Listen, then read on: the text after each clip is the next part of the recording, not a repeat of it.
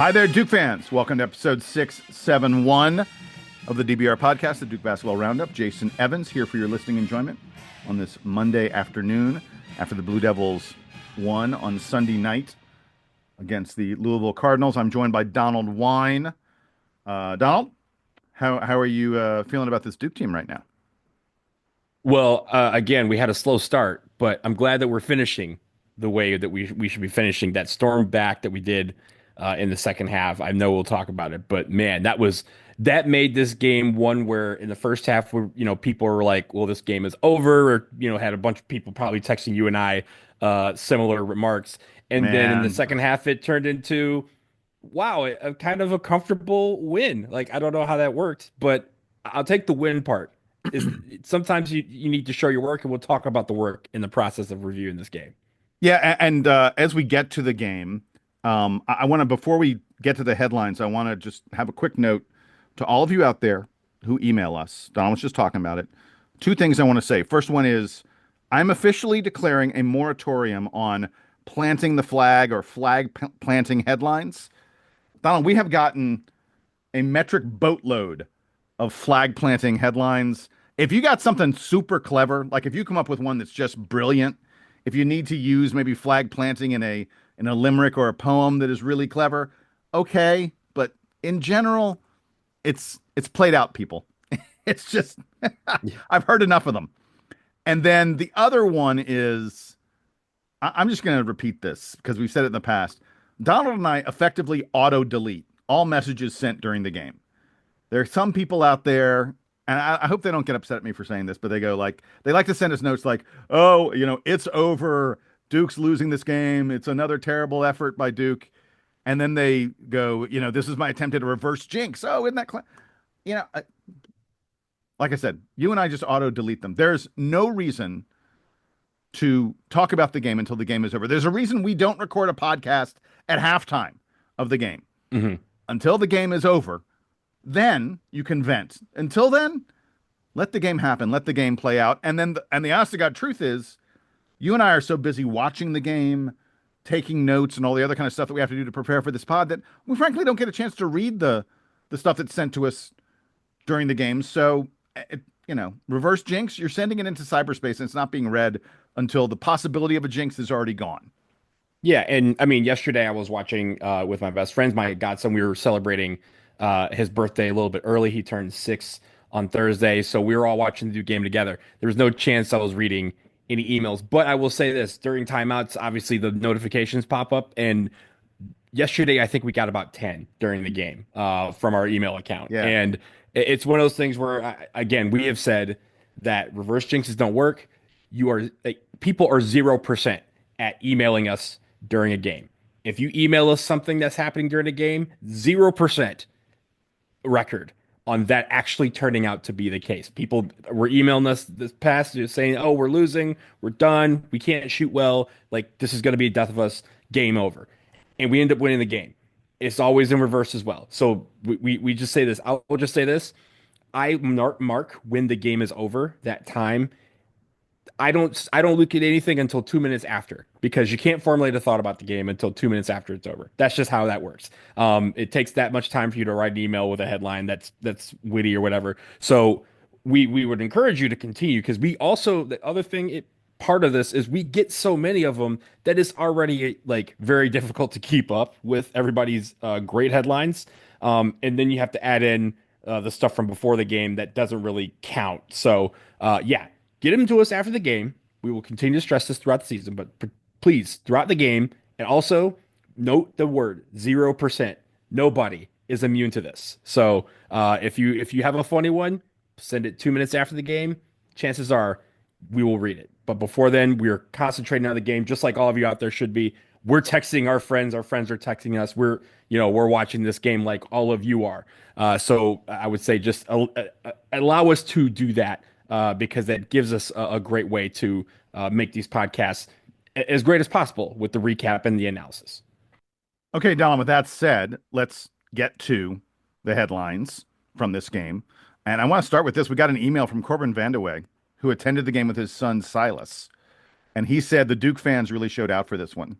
And by the end, they were like chanting "Let's go Duke," and they were drowning out anything the Louisville fans were trying to do. Brian Grant also attended the game. He said, Hmm. "Let me tell you, it was a true pleasure for us Duke fans to watch Louisville folks go through all 5 stages of grief as they transitioned from barely knowing who Maliq Brown was, just simply our backup big man, to throwing their hands in the air every time he grabbed a rebound, deflected the ball, and all that other stuff." He said, "Don't worry, the Louisville fans made it all the way to step 5, acceptance, eventually." I thought that was I was hysterical. going to talk about that during the good because, of course, Maliq Brown, in my mind, was the MVP of this game. But Yeah. yes, there was a lot of Maliq Browns. I actually had one of the headlines that references Maliq Brown. It's great, and if you, Jason, if you read this right, you understand immediately the joke. It's from David Koiza, Oh, I and love he this one. wrote, This is on my list also. Go for it. yeah, he wrote, "What can Brown do for you? Everything." As Malik steadies the ship against Louisville. Of course, the UPS commercials from back in the day. But yes, Malik Brown did everything for us last night. Yeah, another really good one was from Josh Levinson. He sent a quick poem. "The cards see red, the Devils bleed blue. Tyrese was a beast, and Cooper Flagg too." Yep, I saw that one. Jim Blitch, Blitch. He wrote, Duke survived sluggish start to batter Louisville 76-65. Jason, batter, sluggish, Louisville. See what I'm getting there? Louisville Slugger. That's great. Love that one. That is very, very clever. Josh Dilly gave us this one. Let me see if I can make it work. He is bad, bad Maliq Brown, baddest man in the whole damn ACC. All right, so that doesn't really work, but I love what he was trying to do there. So I'm putting the challenge out there to everybody for the next great game Maliq Brown has, probably the very next game we play. Next time he has a great game, I want a bad, bad Maliq Brown song that actually works a little bit better than that one did. But I'll give Josh credit for giving me the notion of we gotta have a Maliq Brown challenge. You mentioned Brian Grant emailed us, but he also sent in one that I think kind of embodies all of the House of Cards type of headlines that we got. But his was Cards hot shooting folds as Duke royally flushes them straight to ACC's bottom. So again, I play on cards there. We always get those when we play Louisville. Yeah, as a poker player, I heartily approve that. My last one is a limerick from Jared Strauss. In case you can't tell, even though we call these headlines, I'm kind of falling in love with the rhyming and the songs and that Mhm. kind of stuff. Here's Jared's limerick. "First half shooting made one lament. I thought these guys shot 27%, but as often seen, all regress to the mean, with Cardinal fans sadly home sent." That was great. We got a That's few brilliant. limericks out there. And again, the limericks are kind of in that category of, hey, make sure they're good, because we get a lot of them and we can't, obviously, there's usually only going to be one that we select to represent all the Yeah. limericks out there. The final one, Jason, I know you mentioned plant flagging. We're kind of putting a moratorium on there unless it's good. This one's not plant flagging, but it does involve a flag pun. Here we go. It's from Dave Jordan.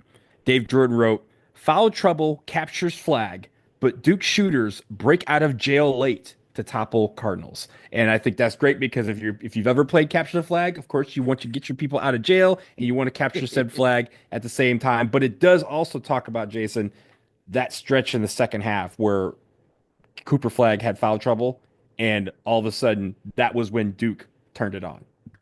Yes, and as we start our good, that is where I will begin. Uh, uh, Dave Jordan sent us a note where he talked about literally what happened from the 11-minute mark to the 6 minute to just under the 5 minute mark when Cooper Flagg went out with his fourth foul, and Dave, detailed every single bit of it. And I'm calling this good section the wily old veterans, because Duke went from down 5 to up 8 in that 5 minute stretch, and it was largely the old vets who took over the game. The team on the floor was Sion James, Mason Gillis, Maliq Brown, Tyrese Proctor, and Ktripple. The only guy among those who doesn't have at least 3 years of college basketball experience. And it was mostly the Sion and Malik show, with some help from Khan knocking down a couple of threes and Tyrese having a nice finish of the lane. But Sion and Malik just really took over in that huge moment. Again, Duke down 5 and at the end of it, we're up 8. It was such an incredibly crucial stretch, and Dave Jordan pointed out something that I think is very interesting, which is that he felt like the offense flowed a little bit better without Cooper Flagg in the game because we weren't thinking of Cooper as, oh, we need to get it to him, get out of his way. We weren't thinking he's going to bail us out. We had to be a little more clever on our own. And as a result, we went on an 18-2 run. I mean, that's outrageous. 18-2, come on. By the time it's over, we lead by double digits, and Louisville had the fight taken completely out of them. But that's, to me, that's the stretch of the game that mattered. That all the Duke fans that were panicking and worried, those wily old veterans are the ones that led us out of the wilderness to a comfortable victory. Jason, in law, first rule of trial is lead with your star witness. That star witness to me is Maliq Brown. And I know you're talking about the stretch, but among that is Maliq Brown. And I want to do give it, baby, some and then I'll stats. do even more on him. Go for it. Yeah. Yeah. So first of all, his stat line from last night: 6 points, 11 rebounds, 1 assist, 3 steals. 9 points, I think. I'm sorry, excuse me, 9 points, 11 rebounds, 1 assist, 3 steals, 1 block, and a plus 24 rating, which I believe led all players. Jason, I don't know if you saw this online, but I'm wrong. It was 6 points. I don't know where I saw. I got. You know what? I got him and Caleb Foster messed up in their points. Okay, yeah, I was about to say Caleb has 9. He had 6. Yeah, my bad. No, all good, all good. But again, the point remains. He had a great game. Filled the stat sheet. There was a couple stats that you saw. I don't know if you saw Duke Basketball posted, but from Evan Maya. Great. Yeah, it's great stuff. Go for it.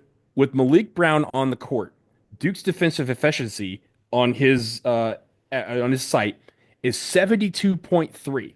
That is the best among all players with a minimum of 200 possessions.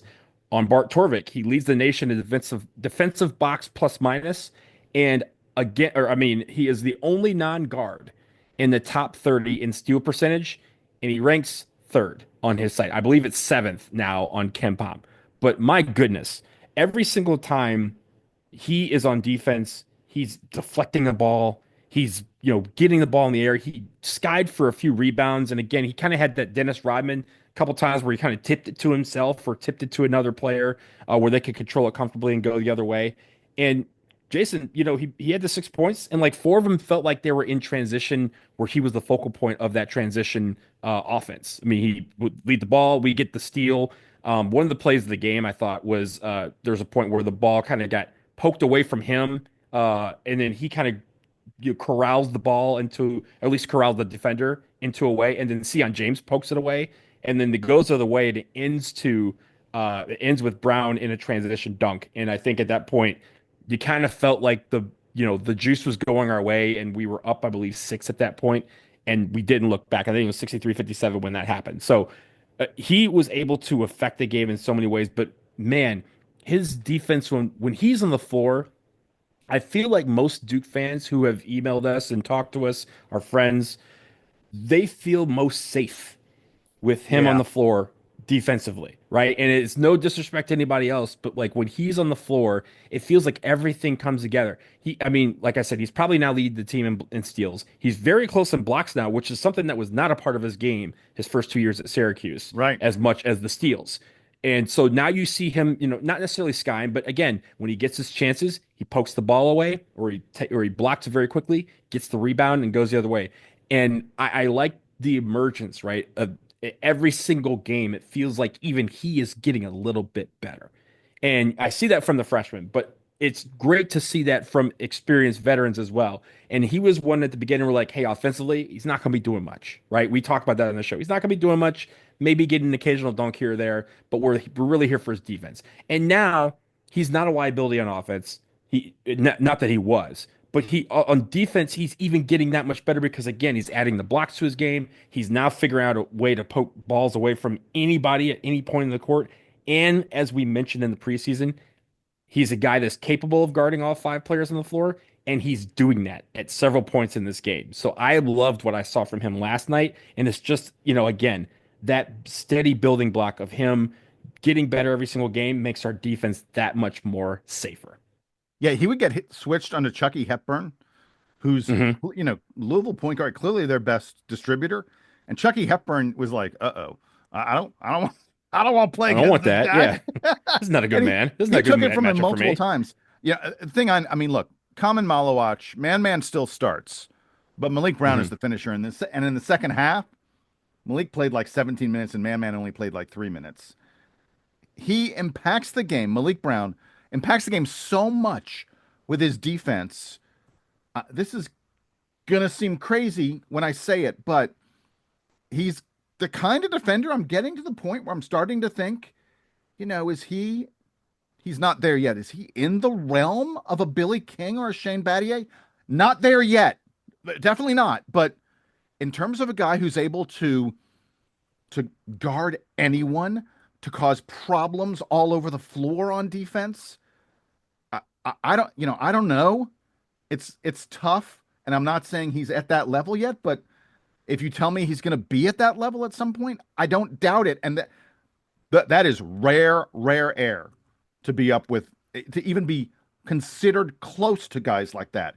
And I'm dying. I really am eager to. I think that the rest of the league, the rest of the country, is starting to really notice him. I noticed that Armando Bacot, former UNC guy, probably never thought we'd be bringing up his name in this podcast, this year. Armando Bacot sent out a tweet yesterday where he just said, Maliq Brown is so good at all the little things.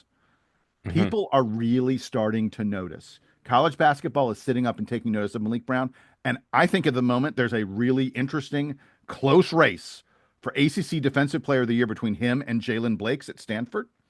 I obviously haven't seen the rest of the ACC to get a sense of it, but feels to me like those are the two guys, probably in terms of their stats and things like that. Those are the two guys that you'd really be considering for ACC Defensive Player of the Year. Has there ever been a non-starter who won Defensive Player of the Year? I need to do some research and find that out.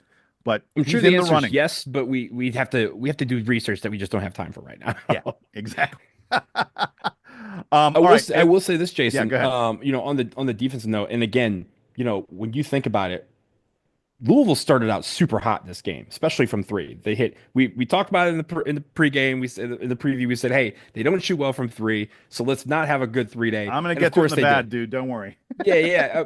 But like we both did that, right? I said, hey, no Isaiah Evans game. They went 8 for 11 to start this game from three, which is very Isaiah Evans-ish. And at the end of the day, what stopped it was when Maliq Brown and Sion James and guys entered the game and kind of again calmed the defense down. They were able to start.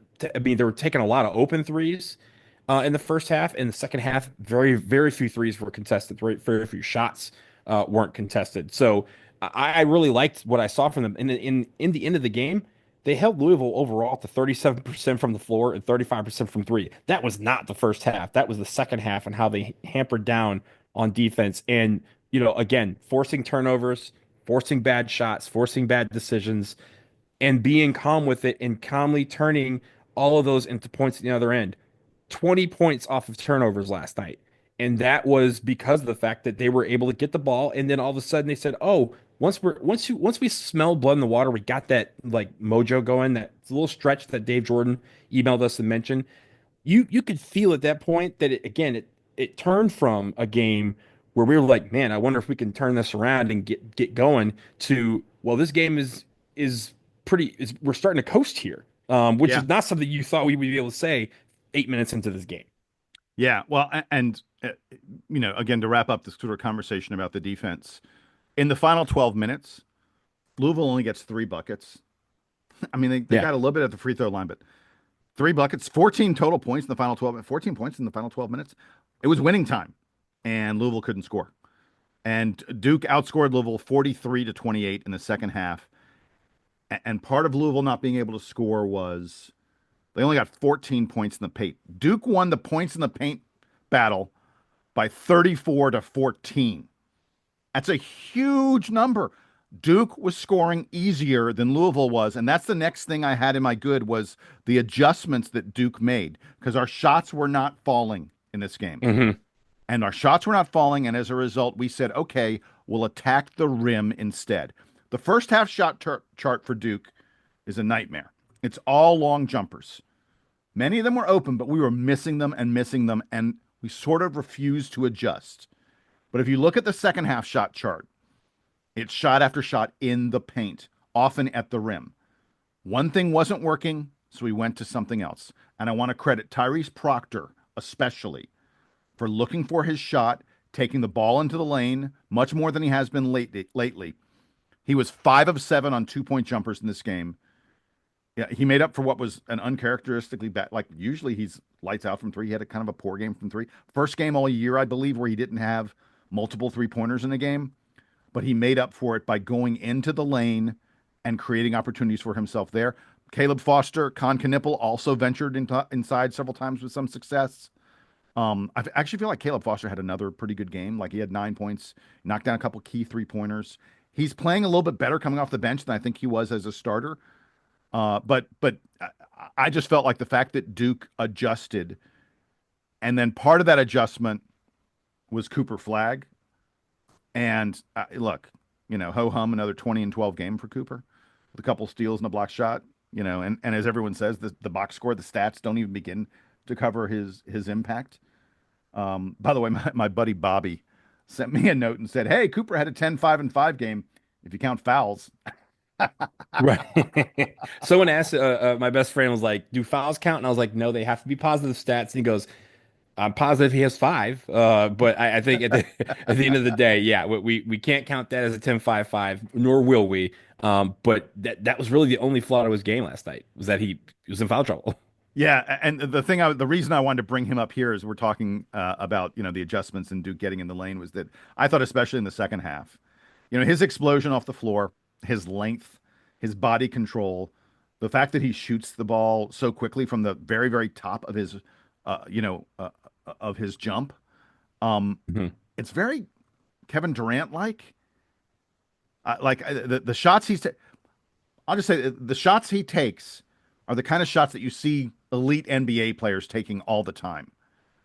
Like he doesn't, it seems weird, but if you watch enough NBA, by the way, I went to the Hawks Nuggets game last night. That's why we couldn't record last night. I was at a Hawks Nuggets game, same time the Duke game was on. I went radio silent. I watched the game, on my own afterwards, but turned into a late night as well. But I watch a lot of NBA in addition to watching college basketball. The shots they get in the NBA are different than the shots you get in college basketball. But there's some guys, every so often, you'll see a guy and you go, that looks like the way NBA players score. And it's not easy to do. It takes a degree of athleticism that a lot of guys in college don't have. Cooper Flagg has that. And last night, again and again, I thought he got into the lane, especially in that second half, and got the shot he wanted. That is just it's super difficult to stop unless you're going to send 2 or 3 guys at him and play him for that spin move and the such. Yeah, and it wasn't just him, right? I mean, Tyrese Proctor did it, Ktripple did it, Sion James did it, Yeah, that's where I started Caleb before I got Foster on a did it. tangent. Yeah, no, but I think it leads into the fact that like you said, when we could not hit threes, and it was very apparent that we weren't going to hit a lot of threes. And funny enough, in the second half, we were better at threes. But in the process of getting this lead, getting this deficit and cutting into it, it was us going to the rim and saying, okay, let's do this over and over again until they stop it, and they couldn't. And even when they did, our defense hunkered down. Jason, this is the stat here for me. Duke trailed 30-16 with 8:36 left in the first half, and we outscored them 60-35 the rest of the way. We were scoring over 2 points per possession. Like let's be clear here. Like these guys were really on a tear, but then on defense they were able to hamper it down and focus on taking the ball away from the guys who they thought was doing the most damage. Terrence Edwards in the first half was doing a lot, right? He was doing some Oh damage. boy, Chucky yeah. Hepburn was distributing the ball, and they were able to get the ball out of their hands. And if they were in their hands, they were in bad positions for them to do what they do best. And so, hey, you're 35 feet away from the court, back to the basket. Okay, Chucky, take the ball. Like, what are you going to do with this? Nothing, right? And oh, Terrence Edwards, you're going to be in the corner, with 2 guys around you. Here, have the ball. Like, you're not going to shoot three over us, and you're not going to drive because we got you. And when they did that, they started forcing bad passes, or they started taking bad shots. I think we even had a shot clock violation on them. Like, we had a couple of plays where it was very evident at the end of that play that entire Yum Center was like, oh, Duke showed up again. Like we're in Yeah. trouble. And of course, the large scores of Duke fans, which were very audible on the broadcast, once they started chanting, that mojo just kind of turned one way, and then we would never relinquish that. I got one more Coop thing I want to mention. I laugh every game, and this isn't directly related to this game, but folks have heard this. You have these stupid announcers who say he's the number one pick in the draft. There could be some competition, for being the number one pick in the draft. And I know that they're trying to create drama and create controversy and all this other kind of stuff. And no offense to Ace Bailey or anybody else who's in consideration for being the top pick. There's a kid who plays for, is it BYU? I think it is. I'm blanked on it right now. Who's Yeah, looking, BYU. yeah, he's a foreign kid who's looking really good. This is a deep draft. There are a lot of really good players in this draft. I just want everyone to be very clear about something. There is no NBA team that is passing on Cooper Flagg. It's just not going to happen. His ceiling is 10 floors higher than anyone else in this class. It's not even close. The NBA pick, the NBA GM who takes someone other than Cooper Flagg is not only going to get fired, but he's going to have, quote, he thought someone was better than Cooper Flagg written on his tombstone someday. This guy, as I said a moment ago, the way he plays translates to the next level so damn well that I, again, I heard it a little bit last night, and I just want to be like, you announcers are just idiots for thinking that. Talk to any NBA scout. They would laugh at the notion of someone other than Cooper Flagg going number one. Also, Jason, one thing that we've always talked about Cooper Flagg is that he learns very quickly. I just want oh, here it is. Yeah, I have my notes here. How many turnovers he had last week? It's zero. Zero all week. So again, he's learned from that. And the one thing I think you mentioned it after the Auburn game is he mentioned, "Hey, I don't want to do turnovers no more." And he stopped. So, like, how much better is this guy when he's just all of a sudden like, oh, I don't want to, like, that's a bad thing. I don't want to do that anymore. And he turns it off. Free throws. Like, he was like, hey, I don't want to miss free throws anymore. Turn that off. We went 3 for 3 last night. Didn't get to the line as much, but I felt like each time he went to the line, it was an and one situation where he was flexing on. And I just need to end with this, Jason. It's not the play of the game, but it is a play of the game when he did that tip dunk with like a minute left and just came down with that, like, this game is over, like broke the fourth wall face. There's nothing more to be said about that. That was perfect. Yeah, you mentioned turnovers. Duke, I believe, had 10 turnovers total on the week. Like, Yeah. really, really elite ball handling from the Blue Devils. And you also mentioned the free throws. I just want to point this out because Duke has struggled at times with free throws in big moments. In this game, we were 12 of 14, a close game, a game where free throws mattered. Duke was 12 of 14, 85% plus on our free throws in this game. And a hat tip to my man Sion James, who was 6 of 6. And I will just tell you right now that my play of the game, coming up a little bit later, will include the name Sion James. Yeah. Hey, 14 or 12 for 14. We said, Jason, 75% we're cool with. 80% we're absolutely ecstatic with. 85%, I don't know what's more than that, but God, we are happy that it was 85%. Like that's a great showing again after a couple of weeks where we had not been shooting well from the charity stripe, and we have said we do not want to make it a trend. Hopefully, this is the start of the trend that we want, where we're shooting better from the free throw line and making it where at the end of these close games, opponents do not want to foul us, and it takes another element of their comeback out of the way because if they can't rely on us missing free throws, then it makes it much harder for someone to come back against us in a late game and win it. Okay, Donald, let's get to the bad if we can now very quickly. And clearly you have to start with the fact that, as we mentioned on the preview, Louisville was shooting 27% from three on the season until they saw Duke blue and suddenly went out of their minds, having an out-of-body experience as they hit 8 out of 11 to start the game. I mean, but you knew it couldn't last. And they were 3 of 15, 20% in the second half. But this is all part of another slow start for Duke. I mean, Louisville was beating us down the floor in addition to hitting those three-pointers early on, and they got some easy baskets out of that. We were taking some really tough shots when we got desperate, and I'd really rather the team maybe not settle for bad shots in cases like that when the other team's bombing away on three-pointers and beating you down the floor. Maybe try and figure out something better than the bad contested jumpers we were taking.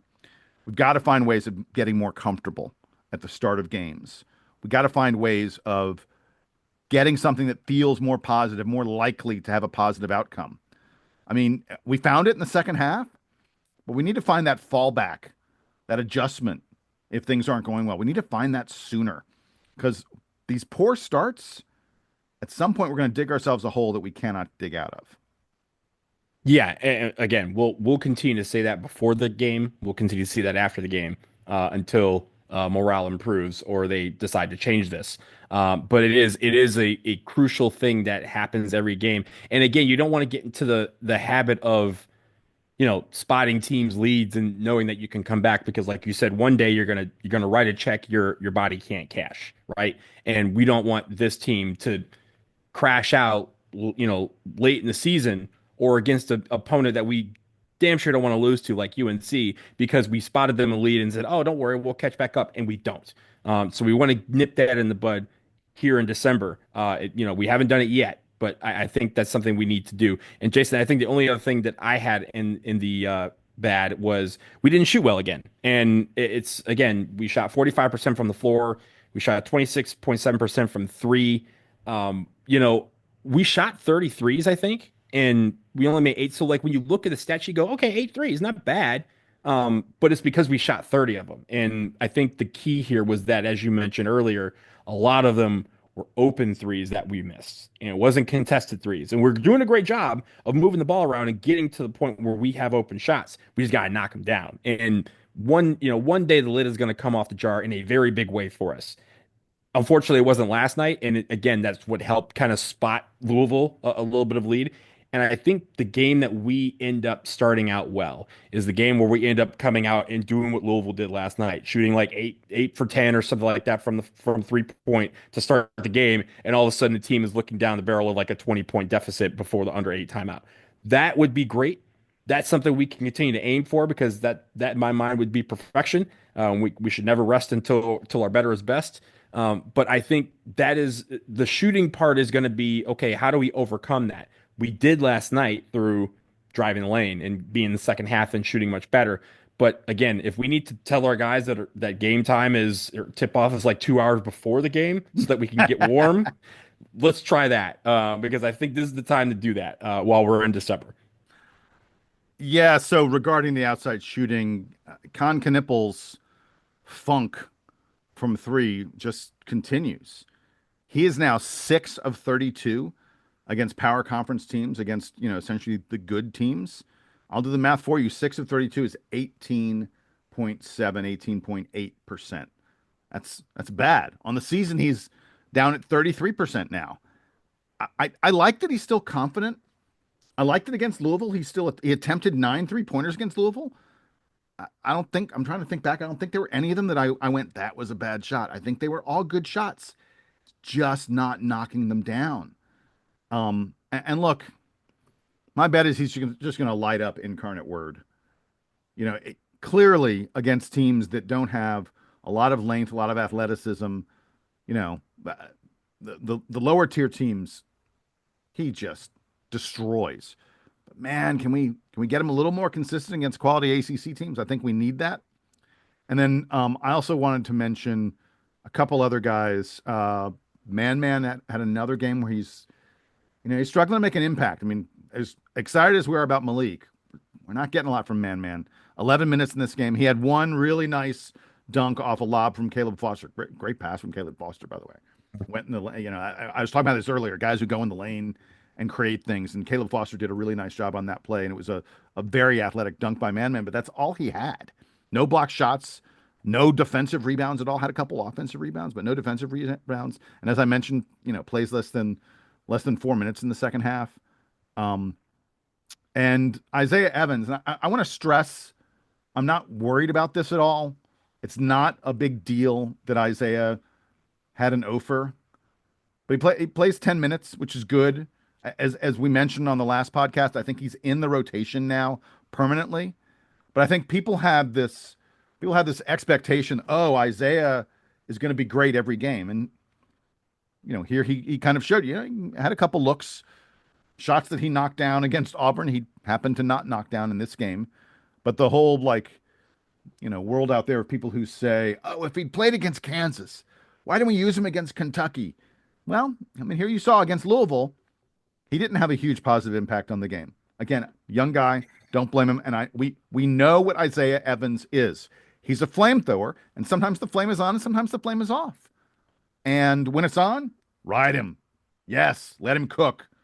When it's off, like it was against Louisville, frankly, like it was in the second half against Auburn, I've got no problem with him playing a little bit of a more limited role. You put him out there, you see what he's gonna be, and then you figure it out. But he's not gonna be what he was against Auburn every single game. And there's some Duke fans out there that thought that that's what we were getting, and that's not realistic.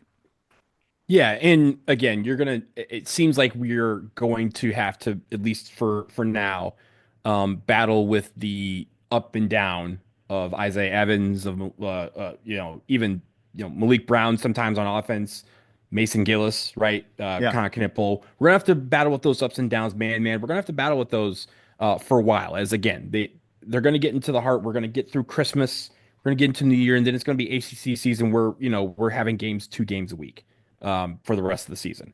And that is hopefully where you work these things out so that once they have more consistent kind of a practice schedule to game schedule, they know what they're doing every day and their body will be ready for it. And they can get a little bit of muscle, like a muscle memory for it.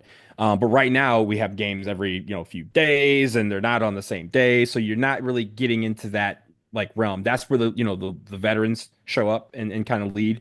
Again, that's where Mason Gillis, maybe he's not shooting well, but he's hopefully affecting the game in other areas through leadership and through defense. But I think, And by the way, Mason Gillis was part of that unit that turned the yes. game around. He was one of the Mhm. guys out there, and great for him. He is a guy who struggled with minutes a little bit this year, as I kind of predicted in the preseason. But he was a key part of that unit that John Shire was like, I'm not moving anybody out of this unit. These guys Yep. have got it going. I'm going to ride them till the wheels fall off, and the wheels didn't, so they just kept riding the bus. So again, and that's Isaiah. And honestly, further down the line, right, against teams hopefully like Incarnate Word or something like that, you might see Darren Harris, right? Hey, Darren Harris, come off the bench, see what you can do, right? Like, Yeah. and Gongba, get off the bench and see what you can do. If he's hot, keep feeding him the rock. If he's not, okay, we tried, all good. Continue to learn from the bench. So I think this is where we're going to be kind of. I think fans need to kind of get in that realm of we're going to have to expect that sort of up and down for the next few weeks, and then hopefully it starts to settle in as we enter January. Yeah. Last thing I want to say about this game very quickly. In the preseason, when we were talking about the ACC, I said that I thought Louisville had a very good chance to be one of the top 4 teams in the conference. And part of that was Terrence Edwards. And I just wanted to shout out and say I expected Terrence Edwards to be as good as he was against us all season, and he hasn't been. But he finally showed the kind of player that he can be, and I think it's ironic that he didn't start like he'd started every game for Louisville, and they moved him to the bench because he'd been struggling so much, and he had far and away his best game for Louisville against Duke. Again, this was the player that I remember scouting extensively when we were playing James Madison last year in the NCAA tournament. And frankly, that was the player that he was for Louisville in this game. And I'm happy for him. By all accounts, really good guy. And he and Louisville, they've struggled with these injuries. The injuries are a real problem for their depth right now. But I'm hoping that this is the start. I hope Louisville has a good season. I like what they're building there, and I like most of the guys they have building it. Yeah, of course they can have a great season now that we've played them. Go ahead, Yeah. have a great season. But no, I will say the Edwards arc, right, of him going to the bench and having one of his best games of the season. Remind you of somebody, Caleb Foster, who I was since he's thinking gone to the that very bench the last thing. couple of games has had a pretty good week, probably his best week so far this season. So again, I hope that continues for us throughout the year. All right, we're going to take a quick break. On the other side, we have to do the play of the game. We have to do the player of the week, and we're going to talk a little bit about some of the interesting results that happened at this first weekend of ACC basketball.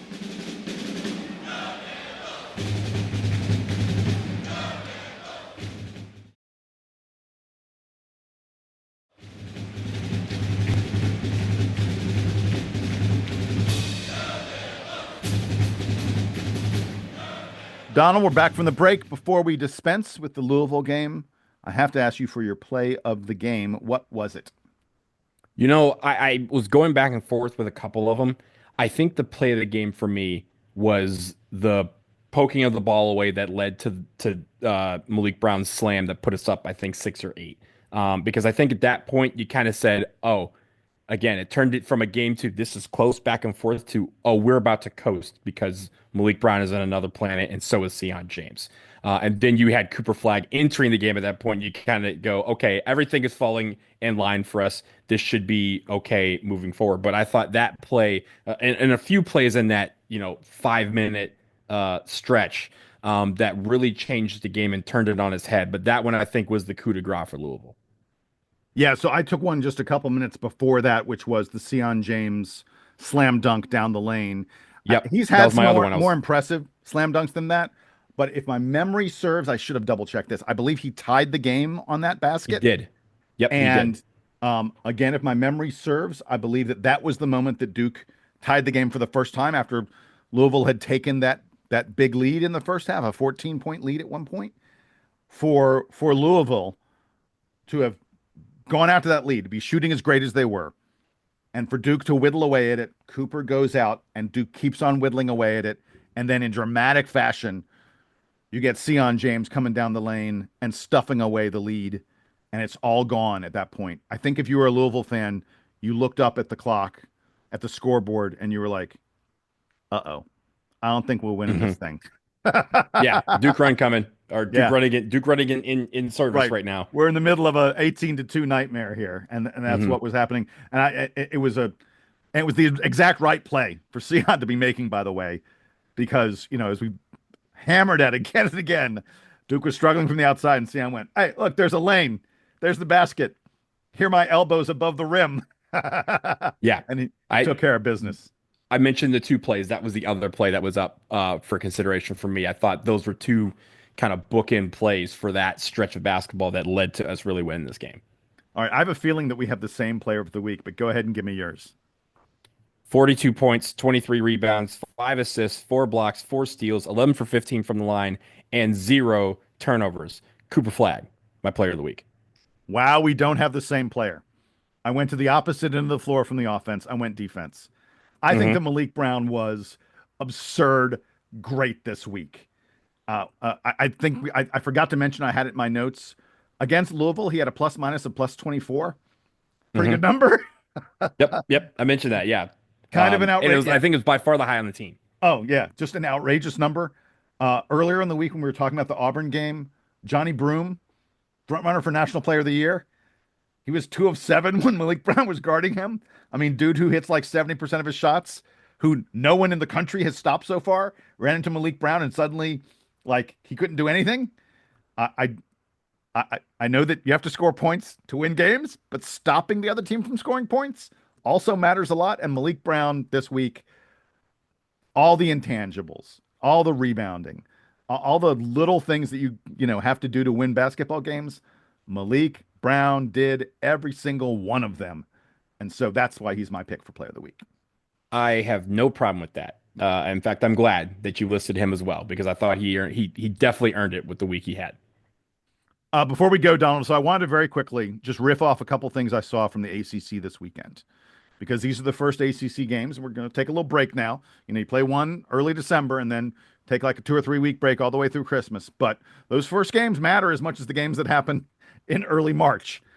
And I always look at road wins. Obviously, Duke just won at Louisville, but it's tough to win on the road in the ACC. I don't care who you're playing. I don't care, how good you are, or how bad they are. It's tough to win on the road in the ACC. And to me, the three teams, in addition to Duke, that won on the road this week are three teams to really keep an eye on in the conference. First one is Pittsburgh. They won at Virginia Tech. This was a game that Virginia Tech was leading by 7 with about 5 minutes left. Pittsburgh closed on a 15-3 run. This is not entirely dissimilar from what Duke did to Louisville in this game. Louisville had a lead. Duke suddenly ran away from it. Pitt did the exact same thing to Virginia Tech. Now, it's worth noting, we've been talking about Pitt a lot on this podcast. I don't think we've told everyone that Damian Dunn, a transfer they had from Houston, got injured a few games ago. And he's now missed 4 games for them, and Pitt has lost 2 of those games. Pitt had been up, in the like around 12 or 13 or something in a lot of the advanced metrics, maybe even higher than Yep. that. Now that I think about it, they're down like in the late 20s, early 30s.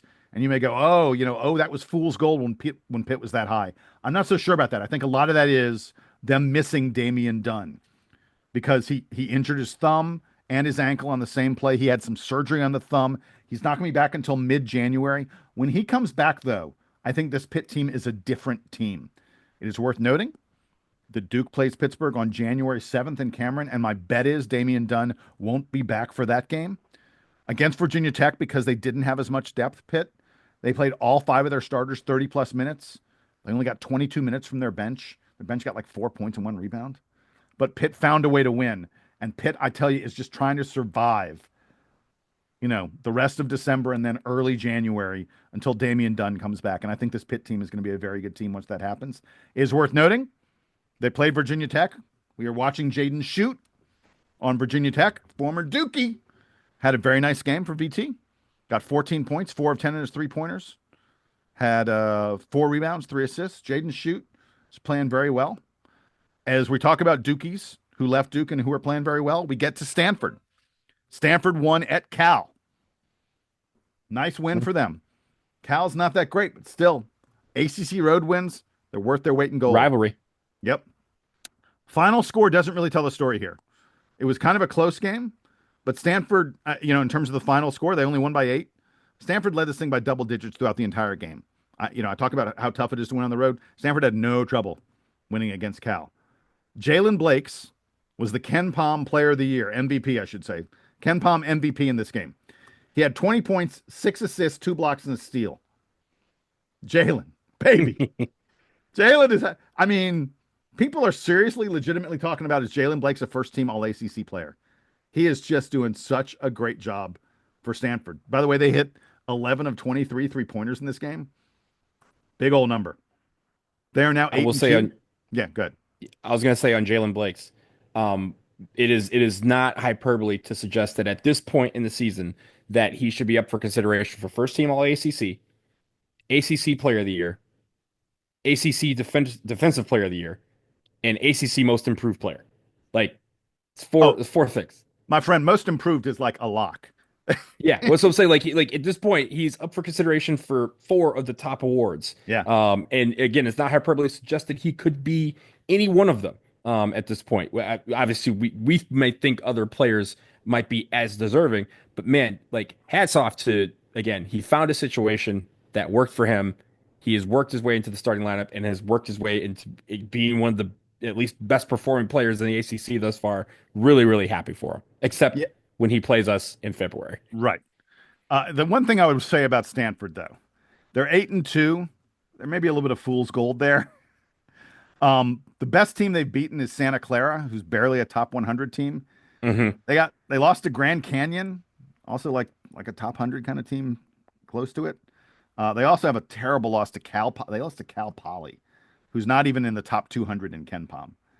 But they're 8-2. Wins are wins, and they just got an ACC win on the road, and they have to feel really good about where their season is at the moment. It is worth noting, though, that after the holiday break, Stanford gets really into the ACC wars by going on the road to play Clemson and Pitt. That's how they start the new year, at Clemson and at Pitt.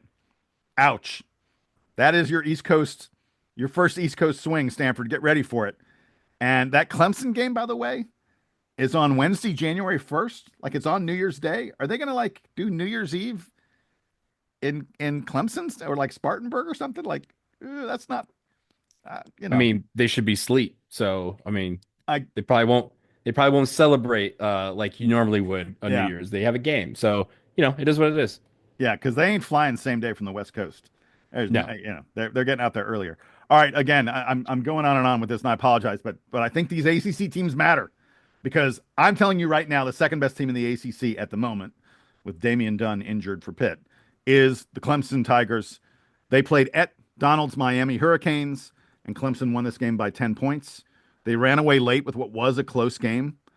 And again, I think Clemson looks like the second best team in the conference. They're currently number 18 in Ken Pom. And according to all the experts, according to all the computers, the toughest game left on the Duke schedule is our game at Clemson. And I'll just mention this about Clemson. If you don't enjoy watching Ian Shefflin play hoops, I don't know what's wrong with you. Dude just gets double-doubles with effort, with experience, with knowing the geometry of the game, with putting his body in the right place at the right time. Meanwhile, Miami, is now 3-6 on the season, Donald. Mhm. Boy, they are really, really struggling.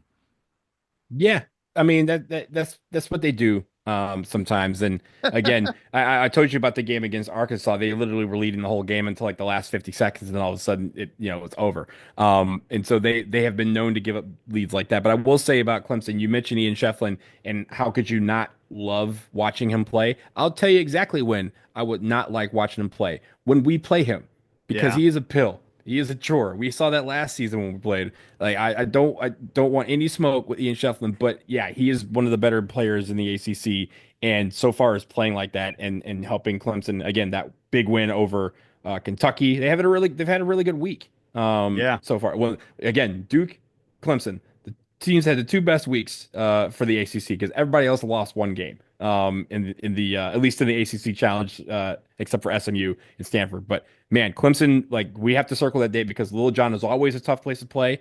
I'm going. Uh, I'll be you're there for going. sure. So people think that's that already. We're giving giving them 8 points.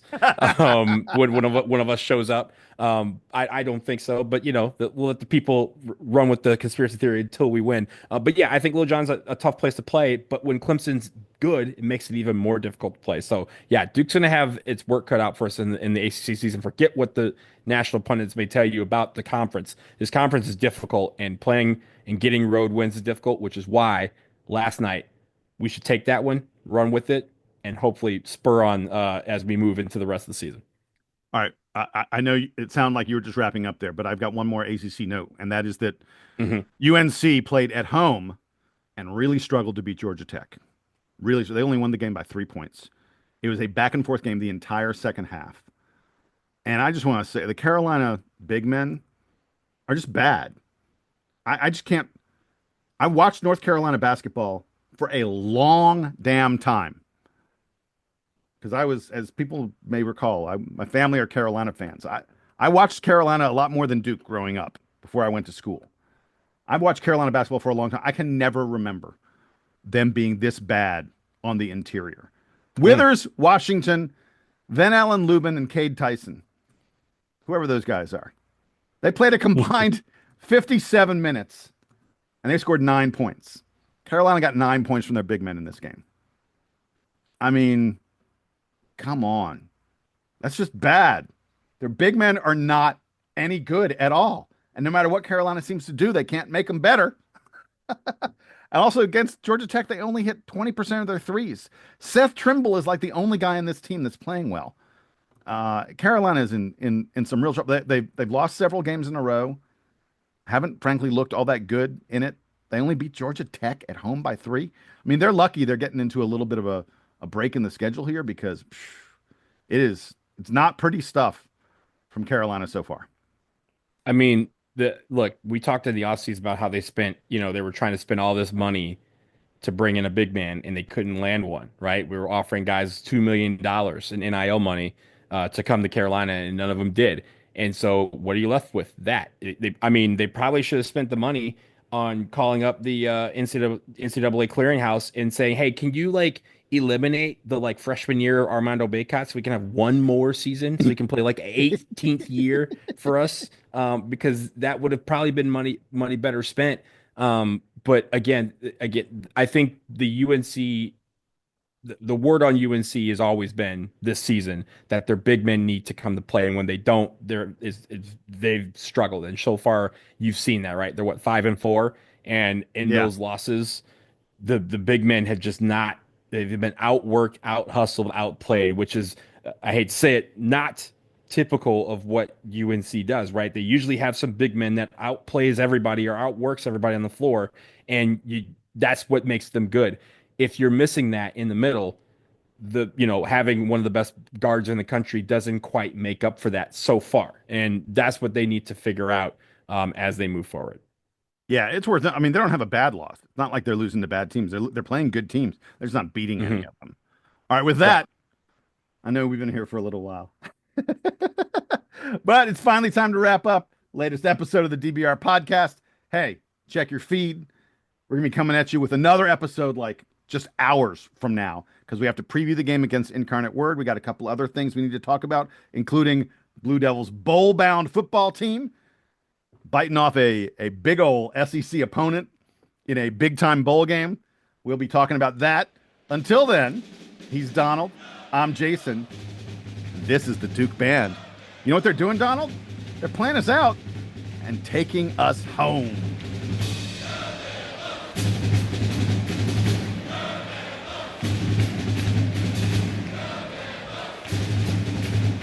Maybe I'll release the So you incarnate release the Auburn one like immediately, and then release the Incarnate Word one at like 5 a.m. or whatever. That way Yeah, so I people was gonna say I'll release it overnight. Yeah, yeah. But we should make give sure it, that give it a few hours, but yeah, we should make sure that we note on that one, telling people, hey, if this is what's at the top of your feed, you may have missed the Louisville recap yesterday. You just called them Auburn, by the way. That's okay. In the preview, I called them Auburn. I mean, no, yes, I'm sorry. I had Auburn on the brain because Auburn did not drop in the I polls. saw that. Yeah. And they got 3 first place votes. And I'm like, sure. And Duke, who beat them, raised 5 spots, 0 first place votes. Yeah. Sure. Whatever. Sounds great. We got two losses. You can't give us first place. But Yeah, I'm not worried about it. But I was actually worried. Yeah. I was like, Kansas is going to drop, and people may say, oh, I can't possibly put Kansas behind Duke. I was like, geez, really? I mean, are we going to get penalized for Kansas dropping?